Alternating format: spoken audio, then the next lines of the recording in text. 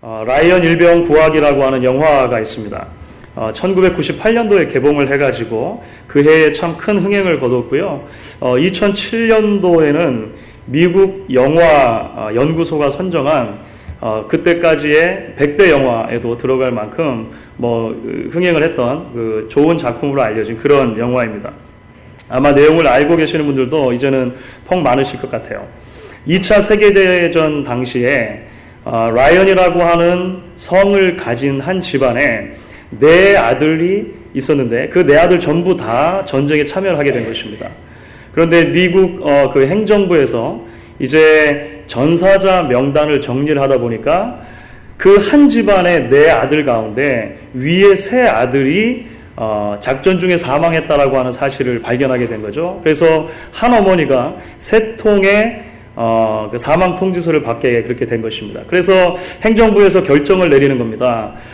무슨 일이 있어도 이 막내 아들은 구출을 해내가지고 전쟁터에서 데리고 와서 산채로 어머니에게 돌려주어야겠다. 이런 결정을 하게 된 것이죠. 그래서 이제 한 소대 규모의 병력이 이제 그 특별 임무를 부여받게 되는 것입니다. 가서 라이언을 찾아와라. 막내 아들을 찾아와 이렇게 된 것이죠. 이게 단순하게 집 나간 아들을 찾는 정도가 아니지 않습니까? 지금도 여러 국가들이 붙어서 지금 활발하게 전쟁이 진행되고 있는 그 전쟁터 한복판에서 그냥 저 말단에 있는 병사 하나 찾아내오는 일입니다. 그래서 이 일을 감당하는데 결국은 이 소대원들 가운데 상당히 많은 수가 희생되고 나서야 결국은 이제 그 라이언 일병을 찾게 되는 거죠. 그리고 어찌어찌 해서 이제 부모에게 돌려보내게 되고 그 라이언 일병은 나중에 오래 살고 하여간 이런 일이 일어나는 것입니다. 영화를 보면 굉장히 감동스럽습니다. 굉장히 감동스러운데 사실 곰곰이 생각해 보면 처음부터 사실 말도 안 되는 작전이라고 하는 것을 우리가 알게 돼요. 그렇지 않습니까? 무슨 장군이 어느 한 지역에 고립되어 가지고 위험에 처했으니 그 장군을 목숨 걸고 구해와라 이런 것도 아닙니다. 국회의원의 아들이 그러니까 귀한 집안의 아들이 어느 한 구석에 있는데 구해와라 그것도 아니에요. 그냥 평범한 집안의 한 아들 그 병사 중에서도 저 말단에 있는 물론 위로 3형이 죽었습니다만 그 형을 구해오라고 이 무모한 작전을 감행하는 그런 이야기가 영화 전반을 흐르는 줄거리라고 하는 것입니다. 그런데 여러분 사실 오늘 우리가 함께 읽은 말씀 가운데 굉장히 비슷한 이야기가 등장하는 것입니다. 오늘 사실 제가 말씀을 읽어드릴 때 이게 도대체 무슨 소린가 이런 생각이 드셨죠. 우리에게 굉장히 익숙하지 않은 지명들도 많이 나오고 또 왕의 이름들도 많이 나오니까 이게 지금 도대체 무슨 이야기가 진행이 되고 있는가 좀 실감이 나지 않으셨을 것입니다. 그런데요, 지금 이 이야기 가운데 어떤 일이 진행되고 있는가 조금 찬찬히 살펴보시게 되면 사실 영화만큼이나 믿을 수 없는 그런 일이 지금 일어나고 있다는 것을 발견하게 되는 거예요. 당시로 보아서 세계대전이라고 부를 만한 거대한 전쟁이 일어난 것입니다. 그 정황을 보면은 이렇죠. 메소포타미아 지역의 엘람이라는 도시를 다스리는 그돌라오멜이라는 큰 왕이 있었습니다. 이 메소포타미아 지역은요, 아브라함의 본래 고향이었던 갈대아 우르가 있었던 지역입니다. 이게 아무리 말씀드려도 자기가 사실 이해가 잘 안 되실 텐데, 우리 지도를 하나 보여드리려고 그래요. 지도를 보시면, 여러분 보실 때 저 오른쪽으로 엘람이라고 하는 지역이 있지 않습니까? 그 지역이 이제 티그리스 강, 유프라테스 강이 흐르고 있는 비옥한 초승달 지역, 메소포타미아 지역이 되는 것입니다. 그 밑에 보시면 우르라고도 있죠. 우르라고도 있고 거기가 이제 아브라함의 고향이 되는 것입니다. 가나안 땅은 어디 있습니까? 저 멀리 있죠. 저 멀리 있습니다. 그돌라오멜이라고 하는 왕은 엘람이라고 하는 아주 거대한 도시를 다스리는 왕이었는데요. 얼마나 그 위용을 떨치는 왕이었던지 그 메소포타미아 지역의 맏형 노릇을 했을 뿐만 아니라 저 멀리 있는 가나안 땅의 도시 국가들도 이 왕을 형님으로 그렇게 섬겼다고 하는 것을 발견하게 돼요. 그것이 바로 오늘 2절에 나오는 이야기입니다. 이제 지도는 또 잠시 졌고, 예. 2절 말씀해 보시면 5 국가와 왕의 이름이 등장하는데요. 우리가 잘 알고 있는 소돔과 고모라를 포함해서 이제 5 왕들의 이름이 나오는데, 가나안 땅에서도 최남단쯤에 속해 있는 그 사해 근처에 이 5 도시 국가들이 몰려 있었습니다. 그런데 이 5 도시 국가들이 누구를 섬겼다는 겁니까? 저 멀리 있던 그 그돌라오멜이라고 하는 왕을 형님으로 모시고 해마다 조공을 드렸다라고 하는 거예요. 그렇게 하기를 12회를 한 것입니다. 12년 동안. 13년째 되었는데 무슨 일인지 더 이상 그렇게는 못 하겠다. 이런 마음이 든 거죠. 그래서 이 5개 나라들이 반란을 일으켰다. 오늘 성경에 그렇게 기록하는 것입니다. 반란이라고 해가지고 별거 없습니다. 조공 안 바친 거예요. 보낼 거 안 보내고 관계를 끊읍시다. 멀리 있으니까 일단 이렇게 했단 말이죠. 그돌라오멜 왕이 화가 났겠습니까? 안 났겠습니까? 화가 나죠. 화가 나죠. 그래서 그 이듬해가 되는 거죠. 14년째 되던 해에 이제 자기 주변에 똘마리처럼 있었던 다른 국가들을 연합해가지고 메소포타미아 지역의 4개국 연합군을 형성하는 것입니다. 그리고 그 4개국의 연합군이 이제 가나안 땅으로 쳐들어오게 되는 거예요. 그게 오늘 성경에 나오는 이야기라고 하는 것입니다. 가나안 땅으로 쳐들어올 때 그냥 가나안 남단에 있는 5 도시 국가, 반란을 일으킨 국가들만 가서 전쟁을 일으키자 이렇게 하지 않았던 것 같아요. 이왕 군사를 낸 김에 가나안 땅 전체를 한번 짓밟아야겠다 이렇게 생각한 것입니다. 그래서 여러분들 오늘 성경을 보시면은요 5절부터 7절까지의 사실 좀 복잡한 이름들도 나오지 않습니까? 가나안에 들어서자마자 북쪽부터 남쪽까지 쭉 훑으면서 내려온 것입니다. 그래서 이 도시를 치고 이 도시를 치고 이 왕을 치고 이렇게 해서 왔다 이렇게 기록하고요.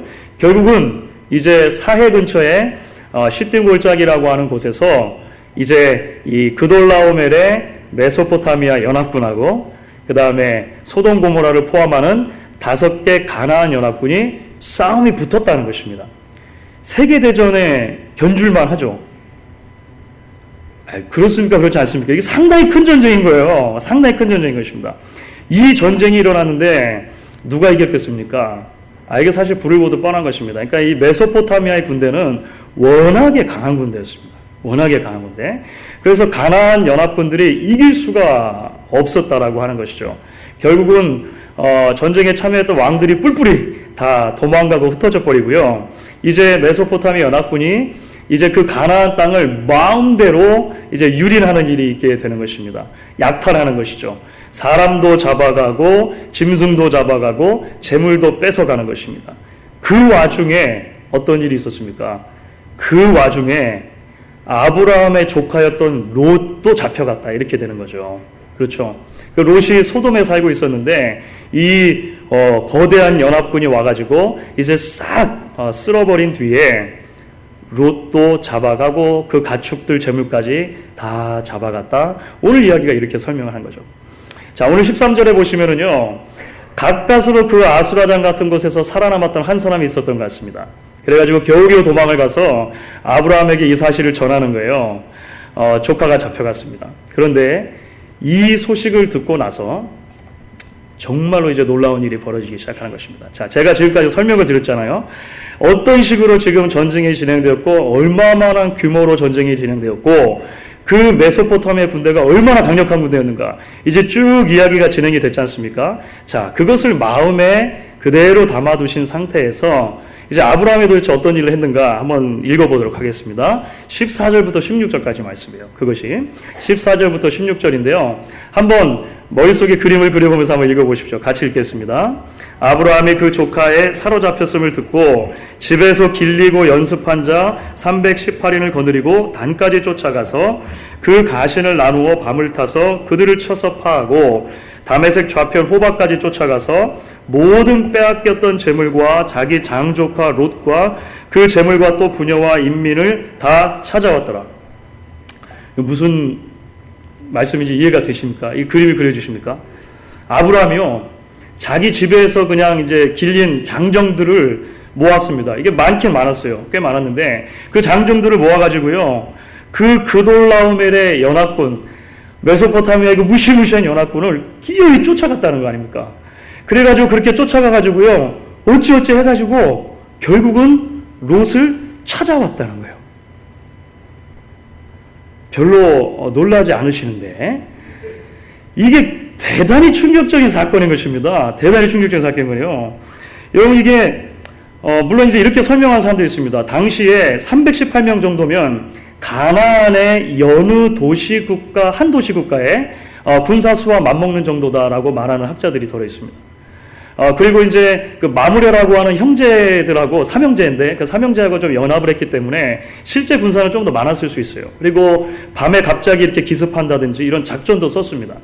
하지만요, 애초부터 이것은 싸움이 될 수 없는 이 상황이라고 하는 것을 우리가 좀 이해하는 것이 필요합니다. 아브라함의 군사들은요, 우선 숫자적으로 메소포타미아 연합군에 비해서는요, 월등하게 부족했습니다. 월등하게. 그러니까 적어도 5배, 아주 적게 잡아도 5배고요. 대개는 수십 배 정도의 병력의 차이가 있었을 것이라고 생각이 되는 거죠. 특별히 전투력에서도 차이가 있었습니다. 사람이 아무리 많아도, 그렇죠, 최정예가 있으면 괜찮잖아요. 그런데 여러분, 그돌라오멜의 군대는요, 훈련을 잘 받은 정식 군대였습니다. 지금까지 가나안 땅까지 내려오는 동안에 한 번도 패한 적이 없는 거죠. 승승장구하는 전쟁을 치러왔던 그런 군대라고 하는 것입니다. 반면에 아브라함이 데려온 사람들은 어때요? 집안 사람들. 자기 집에서 나서 기른 그런 가신들이었다라고 하는 겁니다. 그러니까 무기 같은 측면에서도 굉장히 차이가 많았을 거예요. 처음부터 프로와 아마추어의 싸움 같은 것입니다. 바둑 아마추어 10단이 프로 1단을 이길 수 있습니까? 저도 바둑을 못 두지만 여쭤보는 거예요. 못 이긴다고 그래요. 절대 못 이긴다고 그럽니다. 절대로. 그러니까 프로하고 아마추어는 싸움 자체가 안 되는 거잖아요. 지금 그런 일이 벌어졌다라고 하는 것입니다. 그런데도 아브라함은 이러한 무모한 싸움을 기꺼이 감수하는 것이죠. 그리고 기어이 이 무모한 도전을 승리로 이끄는 것입니다. 도대체 왜 아브라함이 마치 계란으로 바위를 치는 것 같은 이런 무모한 도전을 하냐라고 하는 것이죠. 애초에 다른 이유가 없습니다. 롯 때문이에요. 롯. 그렇죠. 롯 하나 때문에 이 말도 안 돼 보이고 무모해 보이는 싸움을 싸우고 결국은 승리로 이끌었다라고 하는 것을 오늘 말씀을 통해 발견해요. 그런데 사랑하는 여러분, 우리는 이 말도 안 돼 보이는 아브라함의 이야기에서 결국은 저와 여러분을 위해서 이 땅에 오신 예수 그리스도의 모습을 발견하게 되는 것입니다. 자신의 조카 롯을 찾아서 그 무시무시한 적진 속으로 담대히 뛰어드는 이 아브라함의 모습 속에서 우리는 우리를 위해서 하늘 보좌를 버리시고 이 척박하고 이 적대적인 땅으로 기꺼이 내려오신 예수 그리스도의 사랑을 보게 되는 것이죠. 바로 성탄의 주인공이신 그리스도의 그 오심, 낮아지심을 우리가 명확하게 발견하게 된다는 것입니다. 여러분, 특별히 창세기 13장에서, 그러니까 오늘 말씀의 바로 이전 장이죠. 13장에서 어떤 일이 있었는가를 살펴보면 우리가 이런 것을 좀 더 많이 깨달을 수 있게 되는 것 같아요.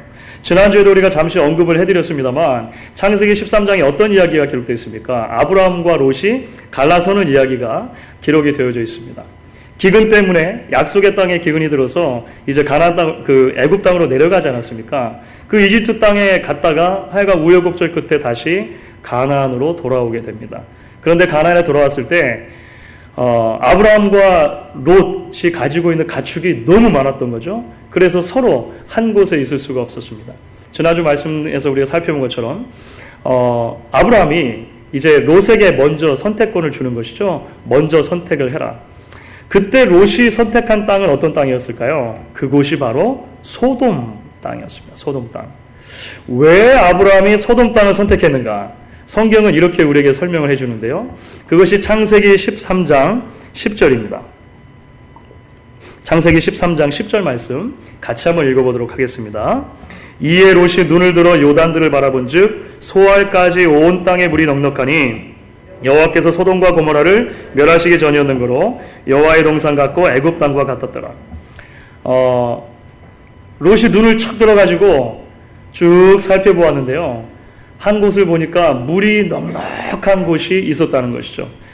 두 번 생각할 필요도 없이 나는 여기다 이렇게 결정했다는 거예요. 왜 그랬을까요? 우리가 그 이전의 이야기를 짚어보면 알 수 있습니다.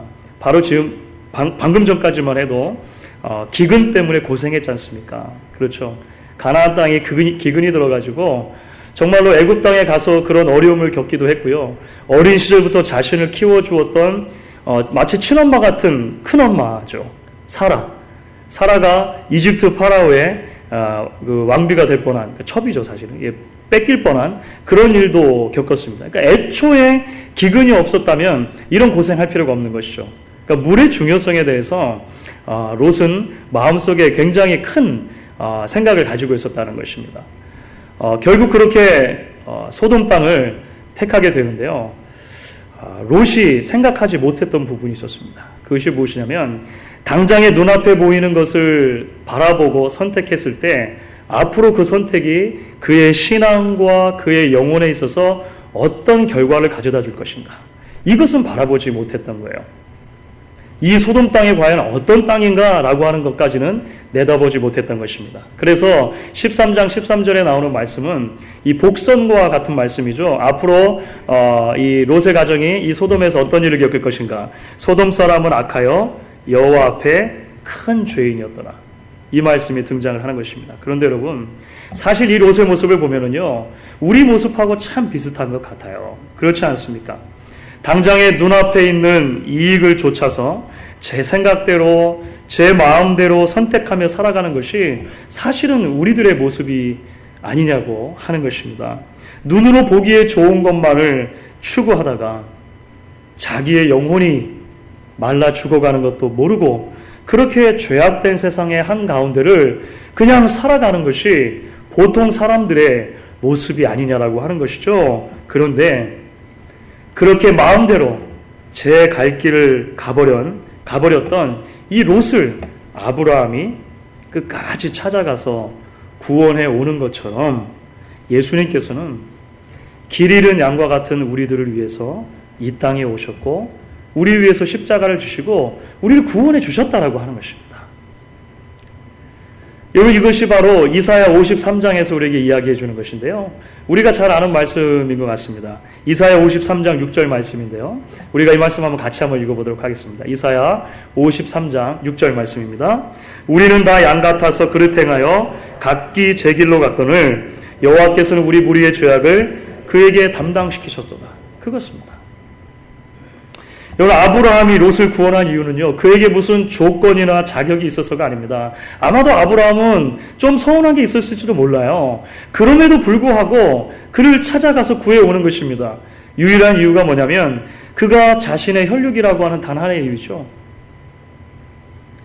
하나님께서도 역시 마찬가지입니다. 우리에게 무슨 조건이나 무슨 자격이 있어서 우리를 사랑해 주시고 구원해 주신 것이 아니라고 하는 것입니다. 예수 그리스도 안에서 우리를 자녀 삼아 주시기로 결정하신 하나님의 그 마음 때문에 우리에게 끝까지 찾아와 주시고 우리를 구원해 주시는 놀라운 은혜를 보여주시는 것이죠. 그래서 요한복음 1장 12절 13절을 보니까 이렇게 말씀하세요. 영접하는 자 곧 그 이름을 믿는 자들에게는 하나님의 자녀가 되는 권세를 주셨으니 이는 혈통으로나 육정으로나 사람의 뜻으로 나지 아니하고 오직 하나님께로서 난 자들이니라. 주 안에서 사랑하는 성도 여러분, 그런 면에서 오늘 아브라함의 이야기는요, 우리에게 복음의 핵심을 그림자처럼 보여준다라고 이야기할 수 있을 것입니다. 성탄 메시지, 이제 다음 주일이면 벌써 성탄이 다가오게 됩니다. 이 성탄의 메시지의 가장 중요한 핵심적인 부분을 오늘 이 아브라함의 이야기에서 우리가 발견하게 된다라고 하는 것이죠. 자, 이제 여러분, 오늘 말씀은 단순하게 이렇게 아브라함의 이야기를 통해서 우리에게 복음의 핵심의 그림자를 보여주는 것으로 멈추지 않는다는 사실을 또다시 한번 기억하면 좋겠습니다. 이것은 우리에게도 다시 적용될 수 있는 말씀이라고 하는 것이죠. 그래서 오늘 말씀을 통해 우리에게 적용해 볼 수 있는 두 번째 진리로 우리가 이제 나아가게 되는 것입니다. 그것은 예수 안에서 주시는 하나님의 은혜로 구원받은 저와 여러분을 성경의 말씀은 아브라함과 같은 신앙으로 불러주고 있다라고 하는 것입니다. 그래서 이 부분을 그 주회했던 한 목사님께서 이런 설명을 해주셨어요. 이렇게 이야기하셨습니다. 사랑이란 상대방의 자격을 갖출 때 가능한 것이 아니라 하나님의 마음을 품을 때 가능한 것입니다. 롯을 향한 아브라함의 모습은 자신의 유익과 실리를 따라 움직이는 시대에 신앙인이 추구해야 할 삶의 태도입니다. 자신을 위해 살아가는 사람들에게는 결코 이러한 결단과 행동이 나올 수 없습니다. 이렇게 이 부분을 이제 조금 더 구체적으로 우리에게 적용하면서 이야기를 해줬어요. 여러분, 이게 무슨 말이겠습니까? 결국 아브라함의 모습을 통해서 우리는요, 신앙의 삶과 관련해서 우리의 신앙의 모습과 관련해서 아주 고전적인 질문을 다시 스스로에게 던지게 된다는 것입니다. 예수라면 어떻게 할 것인가? 라고 하는 것이죠. What would Jesus do? 예수라면 어떻게 할 것인가? 라고 하는 아주 고전적인 질문을 다시 한번 우리에게 던져주는 거예요. 자, 여러분, 지난 한 주간 동안에 가장 뜨거웠던 뉴스 중에 하나가 있다면 그 마카데미아 넛이라고 하는, 그래서 이제 이 말이 어려우니까 다 그냥 땅콩 이렇게 했는데, 땅콩 회항이라고 하는 전대미문의 사건에 대한 이야기일 것입니다. 미국과 영국을 포함해가지고요, 전 세계 주요 방송국들 또 신문들이 이 이야기를 일제히 다뤘을 만큼 이 상당히 재미있는 이야기로 지난 한 주간 동안 계속 회자가 되었습니다. 그래서 이 일이 터지고 나서 한 목사님께서 인터넷에 아주 재미있는 글을 올리신 것을 제가 읽은 적이 있습니다. 그러니까 대한항공 부사장 행동을 웨이터의 법칙에 빗대어서 설명한 것입니다. 여러분, 혹시 웨이터의 법칙이라고 들어보셨습니까? 웨이터의 법칙? 이게 2006년도에 USA Today라고 하는 잡지에 이제 그 실렸던 내용 안에 들어있는 것입니다. 웨이터의 법칙이라는 것이 있다. 그것은 무엇인가? 만약 누군가 당신에게는 잘해주지만 웨이터에게는 거만하게 행동한다면 그 사람은 좋은 사람이 아니다 라고 하는 법칙인 거예요. 그러니까 이제 사업하는 사람들에게 조언해 주는 내용입니다. 이걸 풀면 이런 것이죠. 자신과 이해관계에 있거나 가까운 사람에게는 친절하면서도, 그렇죠? 같이 식당을 갔는데 그 식당의 종업원이나 또는 뭐 판매원 또는 배달원, 이렇게 조금 사회적으로 약자의 위치인, 또 나보다 조금 약자의 위치에 있는 사람들에게는 함부로 대하고 거만하게 대하는 사람이 있을 때 그 사람을 신뢰하지 말라는 거예요. 그 사람을 사업 상대로 삼지 말고 그 사람과 큰 일을 논의하지 말라. 그게 2006년도 USA Today에 나온 그 소위 웨이터의 법칙이라고 하는 것입니다. 그렇습니다, 여러분. 일반적인 세상의 상식에도 이런 법칙이 존재하는 거예요. 그렇죠? 이것은 아주 일반적인 세상의 상식으로 이야기되는 것입니다. 그래서 소위 땅콩 회항 사건이라든지, 그보다 조금 더 전에는 사실은 그 라면 일도 있었어요. 여러분들 기억하시는지 모르겠습니다. 라면 상무 라고 하는 일도 있었습니다. 우리가 이런 이야기들을 들으면 마음속에 안타까운 마음이 드는 거죠. 화가 나는 것입니다. 어떻게 그럴 수가 있는가 라고 하는 생각이 들어요. 왜 그렇습니까? 우리의 상식적인 생각으로 그런 것들이 말이 되지 않는다, 이렇게 여기는 것입니다. 그런데 여러분, 사실 복음이 우리에게 요구하는 삶의 모습은 단순한 웨이터의 법칙도 넘어서는 것입니다. 그렇죠?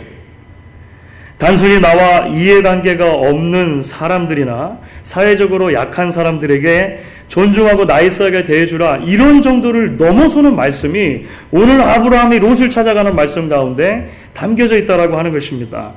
심지어 자격이 없는 사람들, 나와 불편한 관계에 있는 사람들, 나에게 아무런 유익도 주지 못한 사람들 뿐만 아니라 나아가서 나에게 손해를 끼치는 사람들까지도 용납하고 이해하고 품어주라고 하는 것이 복음의 원리라고 하는 거예요. 그들을 위해서 기꺼이 희생하는 자리까지 나아가라고 하는 것이 성경의 원리라고 하는 것입니다. 예수라면 어떻게 할 것인가? 자격이 없는 우리를 위해서 하늘 보좌를 버리시고 내려오신 것처럼, 그리고 그 모습이 아브라함의 모습에서 나타났던 것처럼 자격을 갖출 때까지 기다려주는 것이 아니라 하나님의 마음을 내 안에 가지고 지금 있는 모습 그대로 품어주라고 하는 것입니다. 그런데 여러분, 이것이 쉽습니까? 쉽지 않아요. 쉽지 않습니다. 교회 안에서도 이 일은 쉽지 않은 것입니다.